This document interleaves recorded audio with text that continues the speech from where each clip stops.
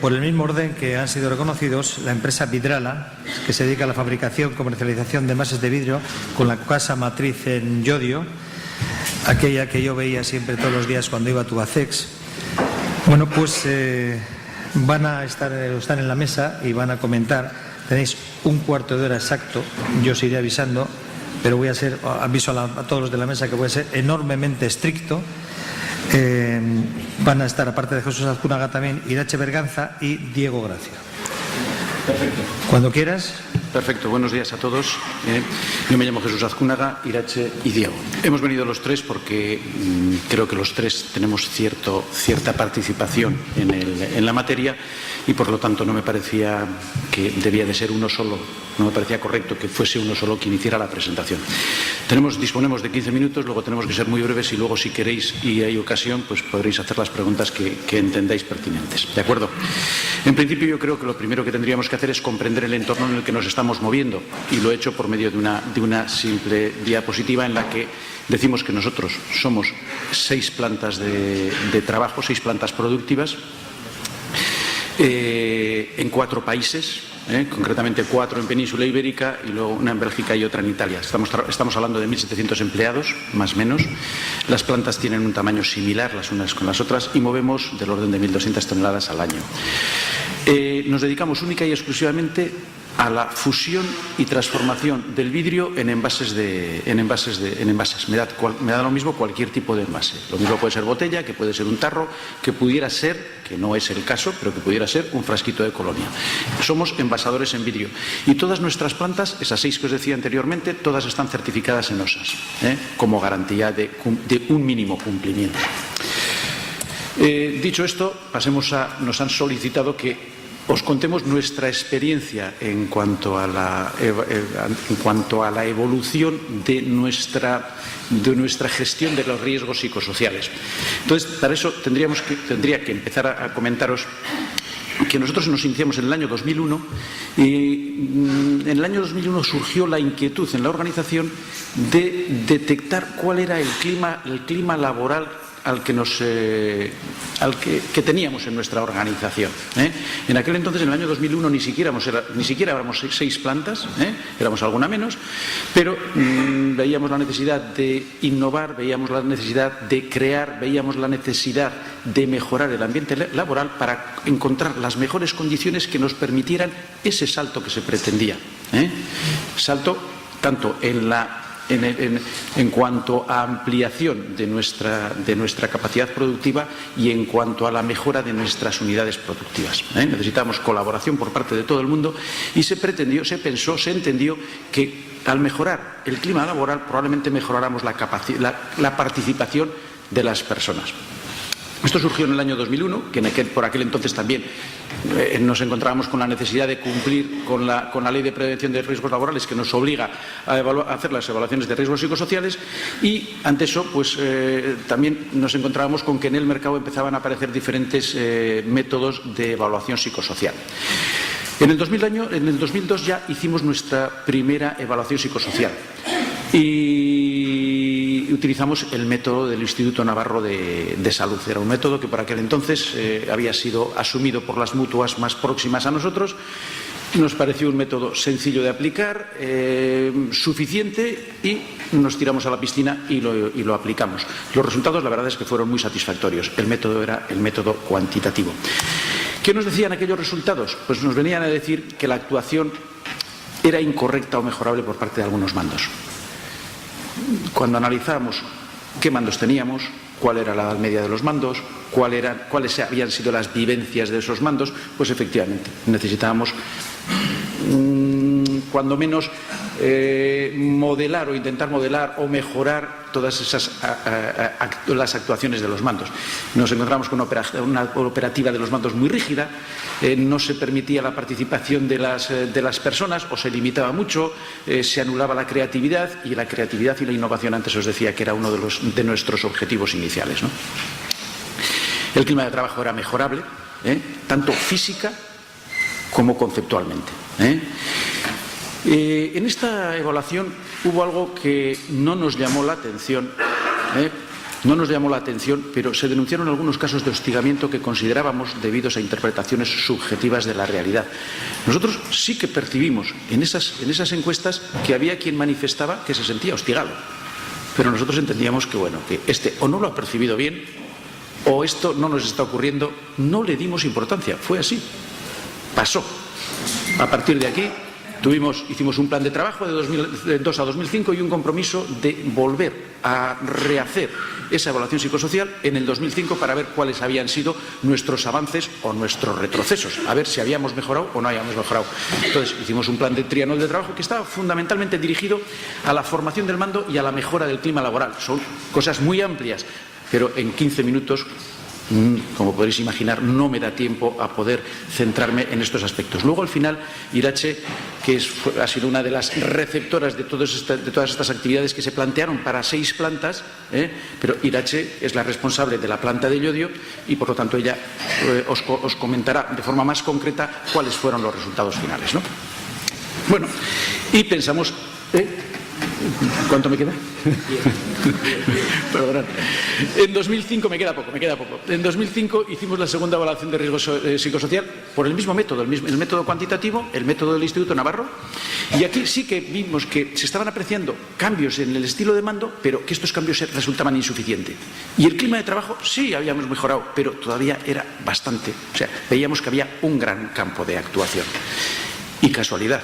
Aquí también, en este caso, se vuelven a denunciar algunos casos de hostigamiento que consideramos igualmente debidos a interpretaciones subjetivas de la realidad. Cualquiera podría pensar, qué poco detalle. Bueno, pues fue así, lo hicimos así porque no éramos conscientes de tal situación. No lo considerábamos tan grave, ni muchísimo menos. Se detectó la necesidad de implantar un procedimiento de atención a las posibles sugerencias y reclamaciones, se reclamó una mejora de los medios formales para transmitir la información, pequeñas cosas más, pero he recalcado en los puntos anteriores lo que para nosotros era mucho más importante. De 2005 a 2010, otro plan de trabajo dirigido fundamentalmente a lo mismo que el anterior y la reevaluación en 2010. Y en 2010 ya es cuando decimos, lo que hemos hecho hasta ahora no nos está completando, no nos está sirviendo para lo que queremos. Sí nos sirve, pero nos resultaba insuficiente. Y entonces teníamos que dar un cambio. Ya se habían desarrollado otros métodos, empezábamos a conocer alguna otra experiencia de alguna otra organización por ahí, y fue cuando empezamos a analizar cuáles son las limitaciones que hemos tenido nosotros o con las que nos hemos encontrado cuando hemos hecho las 2 evaluaciones previas. Y teníamos la primera, los problemas de comprensión. Las 2 evaluaciones previas se hacían en base a encuestas, fundamentalmente. Las encuestas estaban tuteladas. Siempre teníamos una persona que resolvía las preguntas de las personas que estaban siendo encuestadas. Pero la gente no lo terminaba de entender. También nos encontrábamos con que había incluso en algunos pequeños departamentos una intención de falsear los resultados por medio de consignas. Es decir, si tenías que decir que el mando era un capullo, pues bueno, quizás fuese un poco capullo, pero quizás no tanto como podía resultar, ¿no? Interpretaciones subjetivas de la realidad por ambas partes, tanto por el encuestado como por quienes analizábamos los resultados de la encuesta. Y el punto de partida, y esto nos servía solo como punto de partida para evaluaciones más específicas. Entonces teníamos que buscar otra herramienta. Y la otra herramienta que buscamos fue la toma de datos cualitativa. Y lo que hicimos fue contratar a un especialista, que es Diego de Psicopreven, Diego de Gracia, y fue él al que encomendamos la ejecución de esta evaluación psicosocial cualitativa.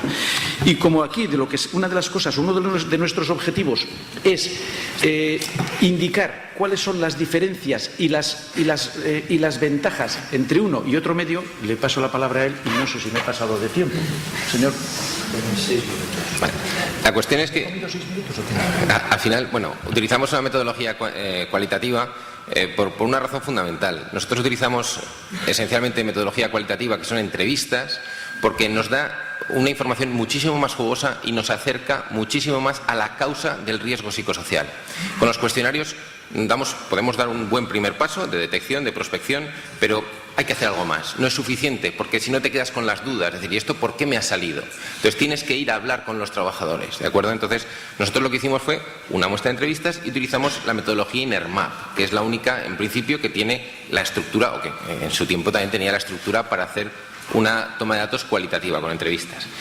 La metodología INERMAP se centra en el control de estresores esencialmente, es decir, en controlar, intentar detectar cuáles son los problemas de la organización para intentar aportar también las soluciones. Y las soluciones buenas las aportan los trabajadores. Es decir, es muy difícil concluir a raíz de un cuestionario que porque me ha salido un 85% defectuosa la comunicación, bueno, ¿y ahora qué hago? Lo mejor es preguntar a una muestra de trabajadores y decir, oiga, ¿y usted qué haría? Y a otro, ¿y usted qué haría? Y muchos coinciden, la mayoría coinciden. Y eso te da pie a proponer muy buenas medidas preventivas. Entonces, a partir de ahí, los factores de riesgo son estos, pero ¿qué ventajas tiene? Uno, facilita mucho además el trabajo de campo, la toma de datos cualitativa. ¿Por qué? Porque no hay que sacar grupos, vas de uno en uno, vas uno y poco a poco van rotando. Proporciona muchísima información de medidas preventivas, como hemos dicho, porque se las preguntas a los trabajadores, porque los trabajadores proponen y participan más, y yo creo que es una participación mucho más activa.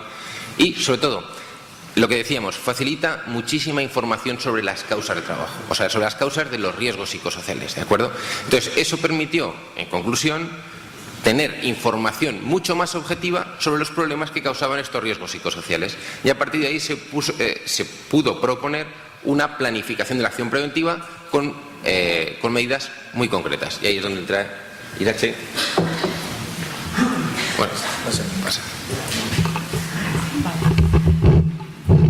En el 2010, cuando se planteó el método cualitativo, lo que se hizo fue ver qué tipo de talleres, departamentos teníamos, buscar a qué gente se iba a hacer esas entrevistas. Bueno, planteamos unas entrevistas a un 22% de la plantilla y quisimos dar especial interés a los representantes de los trabajadores, pues bueno, que fuese un poco más alto su representación. Se le hizo entrevistas al 46% de los representantes de los trabajadores. Bueno, aquí es donde se detectó ese hostigamiento tanto en el 2002 como en el 2005 se había dejado pasar un poco. Bueno, pues ya se detectó que sí que teníamos realmente en un taller específico una problemática muy específica a la que se tuvo que dar ya tratar. Se hicieron luego a posteriores al método entrevistas con todos los trabajadores de ese taller, tuvimos que hacer estructura organizativa del propio taller, ver cuál era la problemática e ir buscando diferentes acciones para que este hostigamiento que teníamos trabajador-trabajador, incluso trabajador del taller con el mando específico, poderlo llevar a cabo. Y con esas modificaciones, bueno, inicialmente la gente está bastante más contenta. Bueno, tendríamos que volver otra vez a evaluarlo, pero vamos, sí que ha habido bastante cambio y principalmente organizativo en ese departamento. Luego, bueno, el tema que hablábamos de los mandos, se detectaba que los mandos no éramos muy propensos a hacer modificaciones entre los diferentes sitios, ¿no? Bueno, ahora mismo la planta, bueno, creo que el grupo de mandos es el más joven de lo que es todo el grupo de la fábrica. Bueno, y eso también nos está ayudando un poco no estamos en el mismo taller, sino que podemos ir rotando. Algo que nos sorprendió fue que el tema psicosocial, los trabajadores lo vieron mucho con las condiciones que tenían de orden y limpieza en la fábrica, temas de iluminación, ruido, polvo, relacionaban las condiciones del trabajo con su satisfacción psicosocial. Y ahí salieron muchas acciones de modificación en las propias máquinas, en la iluminación, que ellos nos estuvieron proponiendo.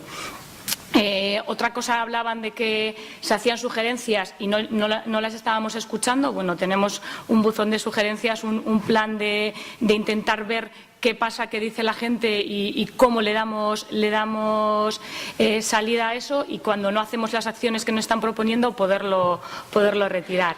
Bueno, al final salieron cabinetas de actuación, desarrollar protocolos, y bueno, un poco los protocolos, un plan de acogida, un plan de formación, planes específicos para los mandos en temas de resolución de conflictos, comunicación. Seguimos con el tema de los mandos, creemos que es muy importante, y la forma del trabajo trato con ellos, bueno, planes de igualdad, protocolos de prevención del acoso, gestión de alcoholismo y drogas, gestión del embarazo. Hacemos entrevistas de desarrollo profesional en el que el mando con su responsable directo, pues ambos puedan opinar del trabajo de uno y con el otro. Y bueno, un poco hacemos encuestas de satisfacción, bueno, son voluntarias, pero bueno, anualmente se están haciendo encuestas de satisfacción, y luego estamos buscando que el director de planta y los directores de los diferentes departamentos se puedan reunir con su gente y que no solo estén tratando temas laborales principales de trabajo y riesgos en el trabajo, sino que vayamos un poco más allá. Entonces, bueno, un poco lo que decía Jesús, que empezamos con un método cuantitativo y que a través de lo que nos salió en ese método cuantitativo saltamos al método cualitativo. En definitiva, el método cualitativo es el que nos ha permitido hacer un diagnóstico efectivo. El método cuantitativo nos sirvió, nos sentíamos muy satisfechos. El futuro está por la vía del método cualitativo, fundamentalmente por la entrevista con el trabajador. Esta ha sido nuestra experiencia. Muchas gracias, y no sé si nos hemos confiado en el tiempo. Un minuto, pero muy bien. Gracias.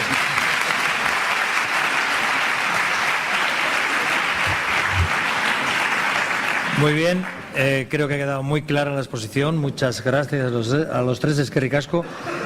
Os habéis centrado prácticamente al 100% en el tiempo, o sea que os lo agradezco enormemente.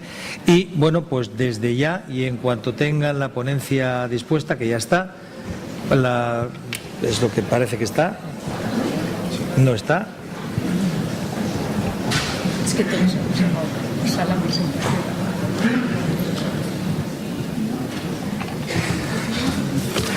Bueno, pues como os he dicho, va a intervenir Cáritas ahora.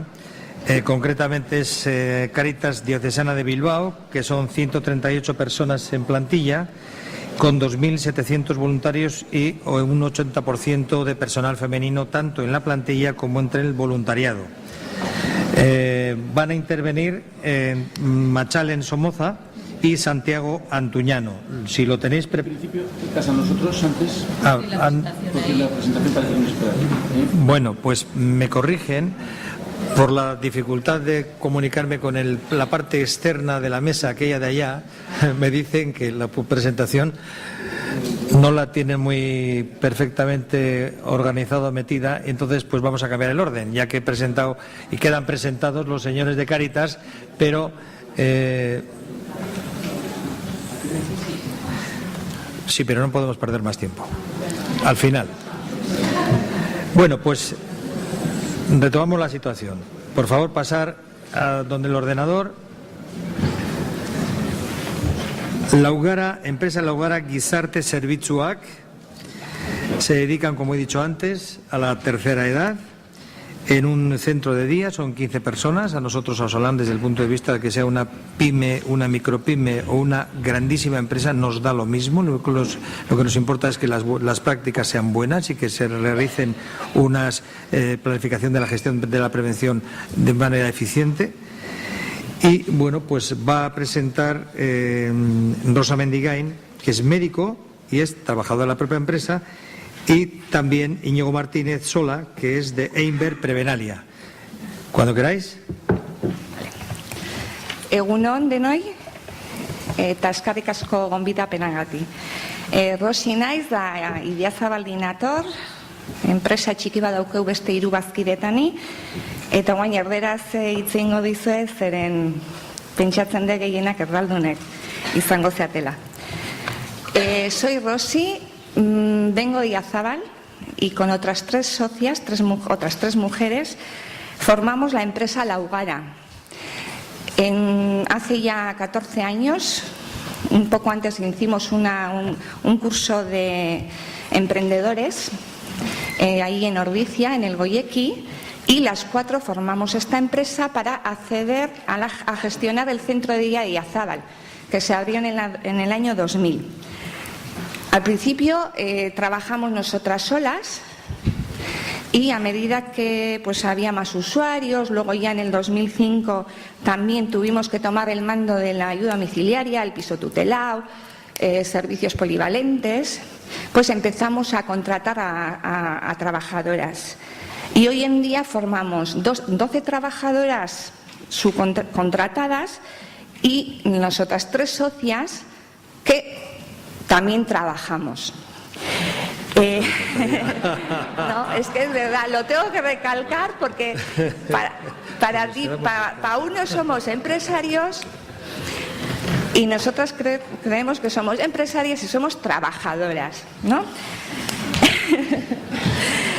Bueno, entonces, como teníamos ya una plantilla, teníamos que plantearnos pues el plan de prevención, ¿no? Contactamos con Inver Prevenalia, que es Íñigo Martínez, y al principio vino una chica, pero luego empezó un tal Joseba, que ya tenemos varios años de currelo con él. Él nos planteaba cada año lo que teníamos que hacer, los cursos, y entonces nosotras pues lo que hacíamos era seguir las pautas que nos daba, porque él era el especialista, no nosotras. Entonces hemos dado cursos de prevención de riesgos laborales, primeros auxilios, un poco de todo. Y este año, para detectar un poco si había algún problema psicosocial, me mandó una batería de preguntas a las trabajadoras. Un poquito la respuesta fue un poco sorpresilla, ¿no? Porque pensábamos que teníamos muy buen ambiente, pero a veces las cosas pues se escapan, ¿no? Y hubo una pregunta de todas las respuestas que pues había que darle una solución, a ver qué pasa, ¿no? Con esa respuesta. Me puse en contacto con Joseba y bueno, fue él el que nos dijo, bueno, pues ahora vamos a hacer un curso de psicosociales para las trabajadoras donde les vamos a explicar todo el tema de los riesgos estos, ¿no? Y como empresa tenéis la opción de firmar un convenio con Prevenalia para poner en marcha un poco el canal alerta y para que en caso de que haya realmente un problema serio, sea un equipo especializado el que os pueda ayudar a solucionar el tema, porque nosotras al final lo que queremos es tener un buen ambiente. Somos una empresa pequeña y lo que queremos es que todas nos unamos, y poder hablar, ¿no? Somos las que más trabajamos encima. Y entonces, pues, queremos pues, que las trabajadoras estén a gusto, que nos pidan cosas, estamos abiertas a eso. También nosotras pedir, claro, es que al final esto es un negocio, ¿no?, entre ellas y nosotras. Y nada, le voy a dejar a Íñigo Martínez para que explique un poquito el canal alerta de lo que va, ¿no?, porque yo creo que es muy importante. Y terminar, que seguramente me tendré que manchar con la compañera que está malita, pero que estáis todos invitados a comer queso Idiazábal. No, y es verdad, y así nos visitéis en el centro de día, veis cómo funcionamos y, bueno, por si acaso también, ¿no? Vale, eskerrik asko.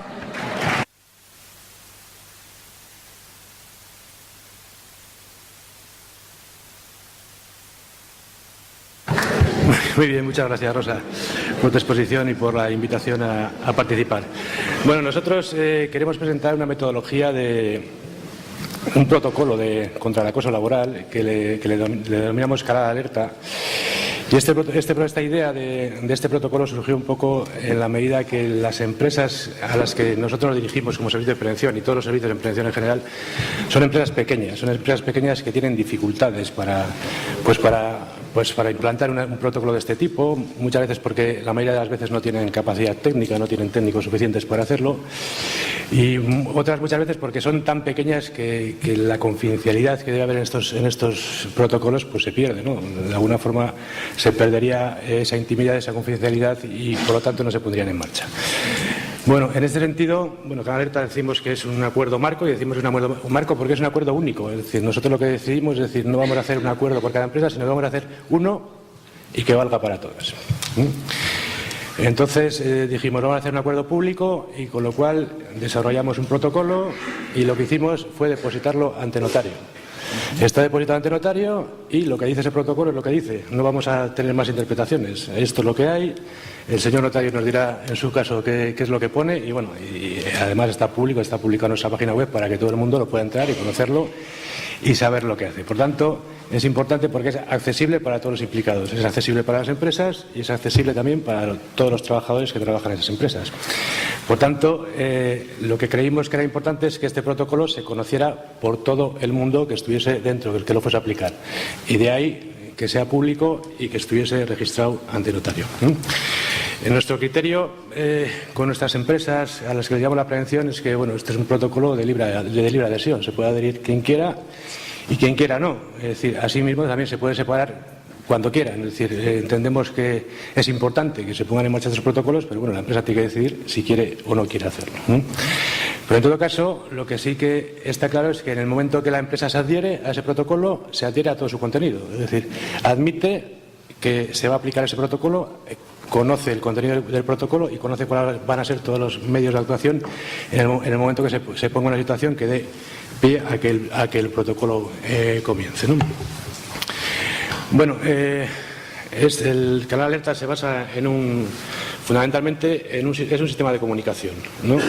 En el cual el trabajador puede comunicar de forma personal, anónima y confidencial aquellas situaciones que considere inadecuadas en el entorno de trabajo. Y decimos inadecuadas porque al final los trabajadores se les forma en cuáles son las situaciones que pueden dar lugar a mobbing, cuáles son las actuaciones que pueden dar lugar a mobbing, pero el objetivo no es actuar contra el mobbing, sino actuar con carácter previo a que se dé una situación de mobbing. Es decir, cuando se vea que hay una situación inadecuada, que se ponga en marcha el protocolo, y eso puede derivar varias acciones. Una, que efectivamente, como os he dicho antes, se pueda considerar como un hecho subjetivo que tiene el trabajador, o simplemente que sí puede haber una cuestión en la cual, con el paso del tiempo, se dé una situación de mobbing que hay que atacar en ese momento, para evitarlo. Entonces, como hemos dicho, el objetivo del Canal Alerta era dar posibilidades a las empresas que carecen de medios de poder implantar un procedimiento de gestión de las situaciones de acoso laboral. Este era el objetivo fundamental y es el objetivo que perseguimos. Hemos dicho que es un sistema de comunicación que permite esa comunicación anónima, y esa comunicación la puede hacer el trabajador o cualquier otra persona del centro. Es decir, aquel que es afectado o aquel que no es afectado. Es decir, damos pie a que, siendo anónima, cualquiera que pueda haber una situación inadecuada de una empresa pueda comunicarse con nosotros y decir que existe para que se ponga en funcionamiento el protocolo. ¿Cómo se puede comunicar? Pues nosotros hemos puesto un teléfono, que es el 902-820-829, es un teléfono abierto, es un teléfono que contesta un técnico superior en riesgos psicosociales, y que cuando llama a una persona y refiere una situación de posible acoso, pues le hace una serie de preguntas y pone en marcha lo que es el protocolo. Hay otras formas de comunicarse, mediante correo electrónico, a través de nuestra web. Nosotros montamos una web para que esto sea público y todo el mundo lo pueda conocer, o bien pues mediante métodos más tradicionales como es carta. También, en su caso, pueden venir a nuestras instalaciones y preguntar por las personas responsables y hacer una entrevista. Es decir, lo que se ha intentado es que ese anonimato permita que se puedan aflorar esas situaciones de acoso. Entonces, ¿cómo se implanta el Canal Alerta? Pues en primer lugar tendría que haber una adhesión por parte de la empresa. En segundo lugar, lo que hacemos es hacer una formación específica de riesgos psicosociales para las plantillas de las empresas que se adhieren a Canal Alerta, en las que se explican los riesgos psicosociales, se les explica qué es el acoso laboral y se les explica qué es el canal alerta, cómo funciona y qué es lo que tienen que hacer para ponerlo en marcha. Y luego, bueno, pues la ejecución del protocolo cuando proceda. Es decir, en el momento que una persona llama, se inicia el procedimiento. No me voy a extender mucho en este tema, pero el procedimiento lo tenéis en la página web. Si lo queréis ver, pues, es entrar a la página web, bajarlo y verlo. Pero bueno, de alguna forma nosotros hemos querido hacer un protocolo que tenga esas garantías, que sea universal, es decir, que afecte a todos los trabajadores de las empresas, no solamente a los de plantilla, sino a todos aquellos que puedan tener una relación laboral. Es decir, estamos hablando de contratas, subcontratas, ETTs, etcétera, que pueden estar dentro de la empresa. Estamos hablando de un procedimiento confidencial, es decir, se garantiza la confidencialidad de aquellas personas que quieran poner o quieran sacar a una situación de mobbing. Es un proceso que lo que hace es también garantizar la intimidad de las personas, porque creemos que esto es fundamental, tanto confidencialidad como intimidad. Es importante para que el procedimiento pueda funcionar, porque si no se garantizan estas cosas, pues evidentemente la gente no haría nada por ello. Que sea voluntario, es decir, las personas pueden acceder a él si quieren y si no quieren no. Profesionalidad, que esto es importante, es decir, al final creemos que en esta situación de protocolos para acoso laboral, los servicios de prevención para este tipo de empresas pequeñas somos los que podemos dar una garantía de profesionalidad a las actuaciones posteriores y con un criterio de imparcialidad que en muchos casos en esas empresas pues no se da. Y por último, inmediatez, porque creemos que estas situaciones hay que dar una respuesta inmediata y rápida para que sean efectivas. Si las cosas se van quedando atrás, pues al final no llegaremos a ningún tipo de conclusión. Bueno, como me quedan 2 minutos y por llevar el calendario, siempre dar las gracias, deciros que Canal Alerta está en la web, que es www.canalalerta.com, y que ahí podéis ver cómo funciona el tema y nada más. Muchas gracias por atenderme.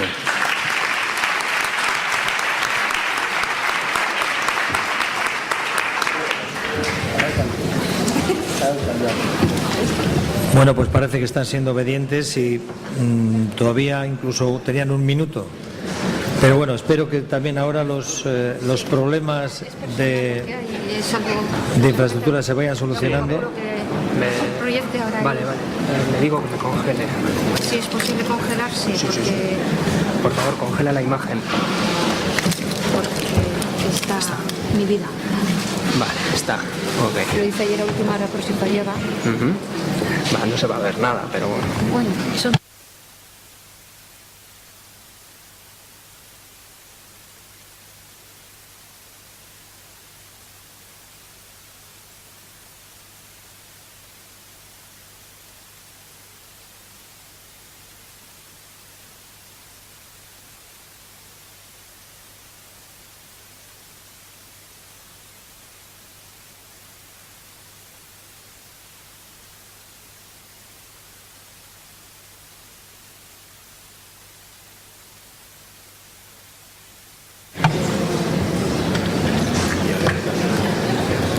Egunon Denori, agradecer a Osalan la oportunidad que nos brinda participando en estas jornadas y a los presentes pues la atención.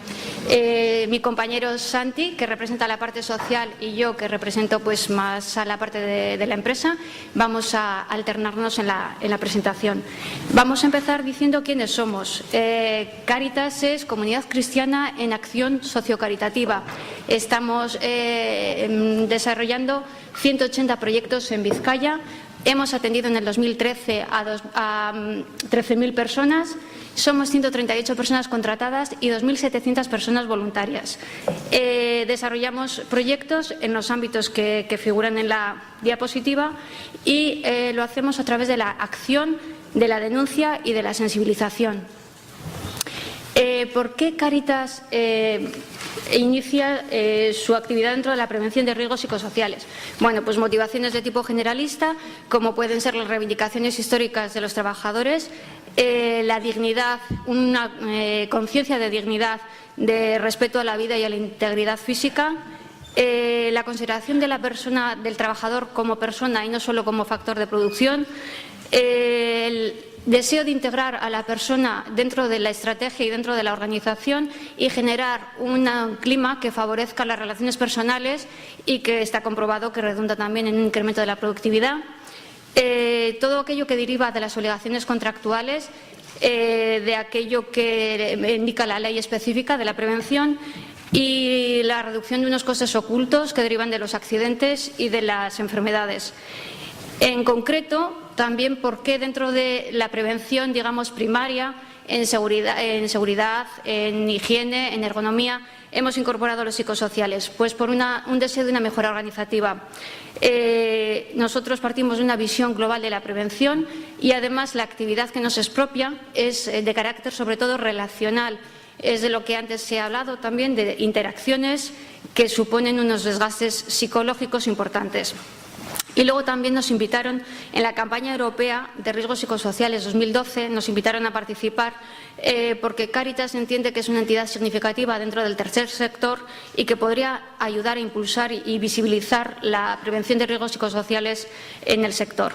Nuestro objetivo fue conocer aquellos factores o aquellas fuentes que producían riesgo y realizar los cambios que favoreciesen la salud de los trabajadores y también generasen contextos laborables saludables. Y nuestro compromiso partía pues del articulado básico del 14.1 y 14.2, que habla de los derechos de los trabajadores, del 32.2, que nos habla también de los deberes del empresario y, sobre todo, de la cultura organizacional de nuestra organización. Es decir, que somos una organización cuya estructura favorece y promueve la participación y todas las actividades que realizamos son altamente participadas. Esto da como resultado que todo lo que hemos hecho en materia de prevención haya contado con el protagonismo principal de la clase de las trabajadoras. También es verdad que hemos estado la dirección, la parte social y hemos contado con la participación de un experto del Servicio de Prevención que nos ha acompañado en el proceso. Pero si alguien ha hecho la identificación, ha decidido las medidas correctoras, pues han sido los trabajadoras y trabajadores. Cuando hemos decidido cómo hacer, es decir, no nos hemos puesto a realizar la prevención de riesgos psicosociales en toda la organización por un principio de prudencia, es decir, no sabíamos tampoco cuáles eran los costes que nos iban a suponer. Entonces, establecimos unos criterios, aquellos puestos que estaban sujetos a mayor desgaste emocional, a una eventual violencia, a turnicidad y a nocturnidad. Y también decidimos que al finalizar el proceso evaluaríamos la eficacia y la eficiencia. Es decir, si los riesgos identificados y las medidas correctoras que hemos introducido realmente habían supuesto una mejora en la salud de las personas y en generar contextos laborales saludables y si los medios que hemos empleado eran proporcionales a los resultados obtenidos. Y además valorábamos el coste organizativo, es decir, el coste que suponía la participación, la gestión y el servicio de prevención. Dentro de los ámbitos, nosotros nos estructuramos en tres grandes cajones. Lo que llamamos acción en territorios, que tiene que ver más con la intervención comunitaria, lo que llamamos áreas específicas, que son áreas altamente especializadas, que tenían que ver más pues, con el área de adicciones, menores, empleo, que han figurado en la primera diapositiva, y los servicios generales, que son los procesos habituales de apoyo. Optamos por hacer prevención de riesgos psicosociales, una experiencia piloto en las áreas de adicciones y en los hogares de acogida. Dos de las fotos que están en la diapositiva, una se corresponde con el centro ONCHA, que es un centro nocturno que atendemos a personas sin hogar desde las 8:30 de la tarde hasta las 8:30 de la mañana, 365 días al año, y el otro es un hogar residencial de menores. ¿Con qué equipo? Pues aquí encontramos la primera dificultad. Vaya por delante que nosotros entendemos que trabajar en nuestra organización los riesgos psicosociales es básico y vamos a continuar haciéndolo y ampliándolo. Pero sí que vamos a ir también contando un poco qué dificultades nos hemos ido encontrando en el camino. Y esta fue la primera. ¿Quiénes eran los destinatarios de la acción preventiva? ¿El personal contratado? Somos 138. ¿Por ley? Sí. Pero nuestra identidad y nuestra piedra angular es el voluntariado. Claro, aquí se nos presentaba un doble problema. Uno, de heterogeneidad del perfil del voluntariado y el volumen de personas, 2.700, aunque en estos proyectos, lógicamente, era un número menor. Y luego, la cuestión de los medios económicos. Nuestros fondos propios proceden de socias, socios, donantes y colaboradores y colaboradoras. ¿Qué entregan? sus aportaciones con un objetivo final, y es la misión de la organización, la misión de Cáritas Diocesana. Toda utilización de fondos en lo que podríamos llamar servicios generales o otras cuestiones, pues siempre nos genera una tensión y nos lleva a una reflexión importante antes de hacer ese gasto. En cuanto al procedimiento, mi compañero.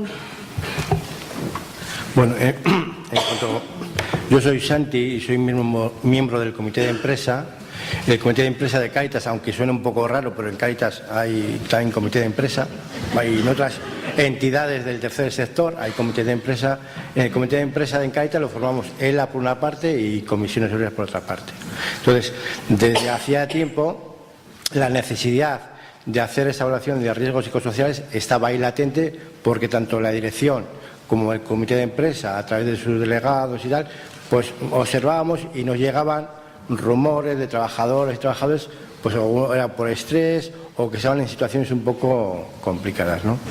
Entonces, dicho esto, en el grupo aquí, en la diapositiva esta, el grupo tractor, que lo formábamos en un principio, lo que es la dirección de Cáritas y el comité de empresa, y a la cual se incorpora también el servicio de prevención, es un poco ahí tenemos nuestros más y nuestros menos, es decir, que no es un matrimonio feliz tampoco, es decir, hay sus más y sus menos, hay sus discusiones, es decir, en un principio los trabajadores pensamos que igual había que hacerlo a todo el conjunto de trabajadores, la dirección no lo entendía de la misma forma. Bueno, al final llegamos a un acuerdo, y un acuerdo, vamos, por unanimidad, por así decirlo, en el sentido de verdad que hacerlo a todo el conjunto de trabajadores y trabajadoras de Cáritas, y luego al voluntariado, por lo que decía Machalen, es muy complejo, y como en esto somos nuevos, pues vamos a empezar por una cosita, y vamos a empezar por los programas de adicciones y el programa de menores.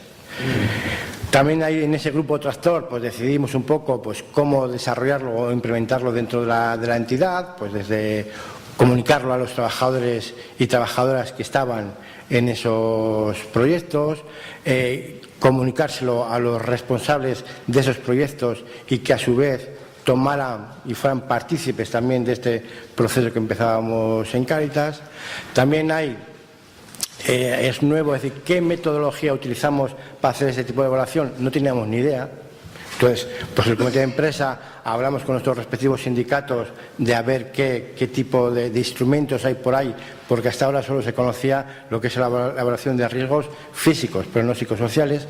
La entidad también lo consulta con el servicio de prevención, y bueno, y hay un acuerdo que al final nos decidimos por listas, que parece que tiene muy buena fama, que es de Dinamarca, que vamos, y como parece ser como que todo del norte de Europa es todo mortal, pues bueno, al final decidimos ese, pero luego, como dice Machalen, pues luego no es todo oro lo que reluce, luego tiene sus más y sus menos, es decir, luego en la concreción y tal vemos que pues no recoge exactamente nuestra realidad. Por además, partiendo de que yo creo que, no sé si en Vizcaya, igual me estoy diciendo una cosa que es una tontería, pero es la única entidad del tercer sector que hace ese tipo de evaluaciones. Entonces no tenemos con quién compararnos, con lo cual, y al final me parece que la comparación la hacemos con el sector sanitario, no tiene nada que ver, es decir, no somos, aunque en cosas podemos parecernos, pero otras cosas no tanto. Pues eso es. Pues yo. No, seguimos. Seguimos. Vale. Vale, aquí vamos a presentar un poco los resultados que hemos ido obteniendo. Hemos presentado solo los resultados del área de menores, pero el área de adicciones es muy similar.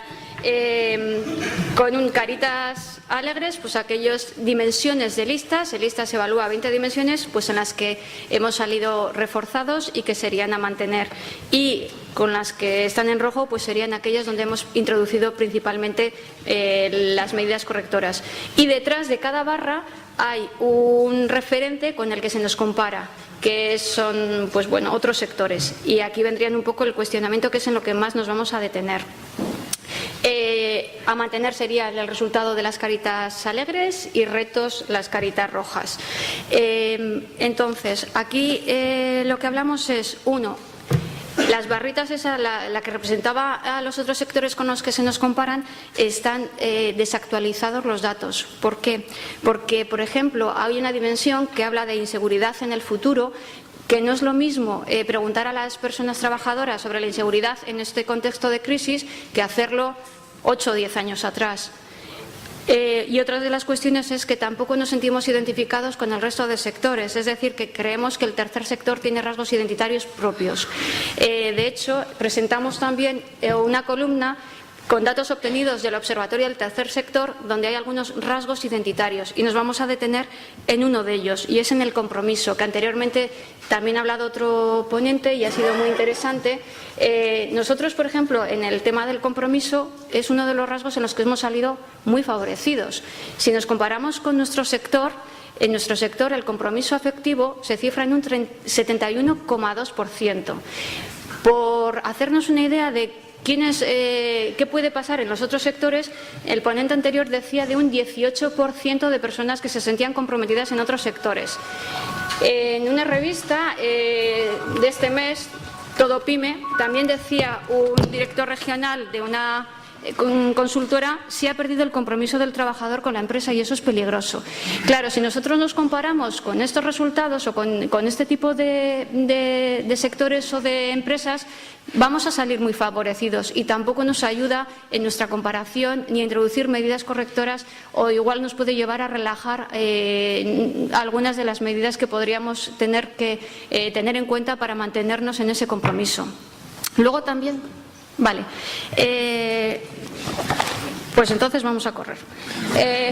Santi. Bueno, en este apartado solo decir dos cositas.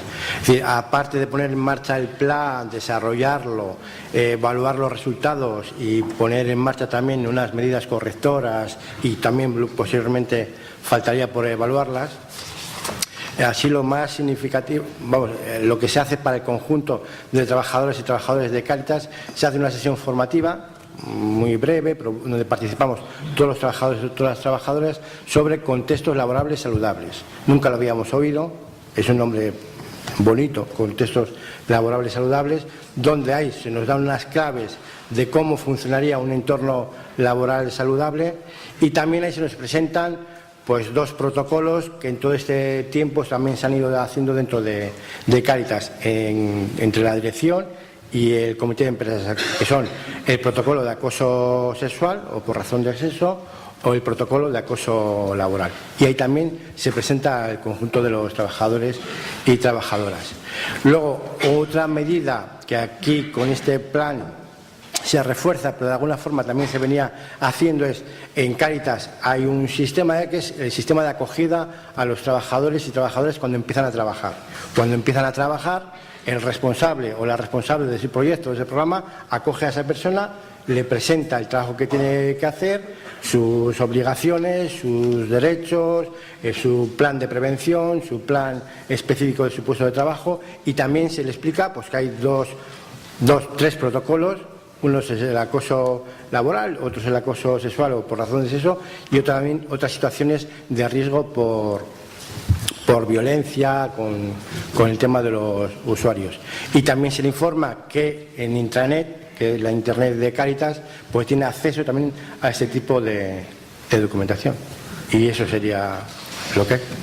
Y para terminar, simplemente recalcar otras 2 cuestiones que nos surgen con el proceso que hemos vivido, y es que hay indicadores que no están adaptados a la actividad ni al contexto social. Por ejemplo, el indicador de doble presencia, el tipo de preguntas que realiza el ISTAS, no lleva a la entidad a con poder introducir medidas correctoras de las que realmente incluso las trabajadoras y trabajadores crean que la empresa tiene que hacerse cargo.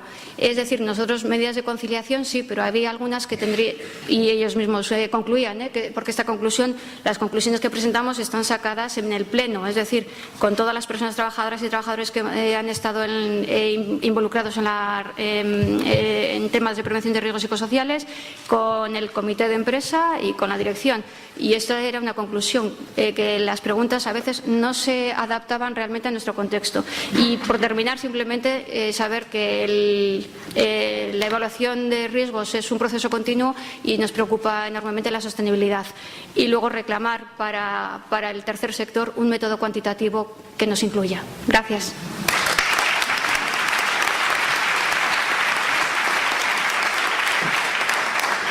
Bueno, pues agradecer verdaderamente que todos los miembros de la mesa, a pesar de ser tantos, se han ceñido estrictamente, claro, me han visto la seriedad con lo que se lo he dicho antes y evidentemente se han ceñido, y agradecer de verdad por parte de Osalan que lo habéis hecho muy bien y que daros muchas gracias a todos. Eskerrik asko, Venga. No quiero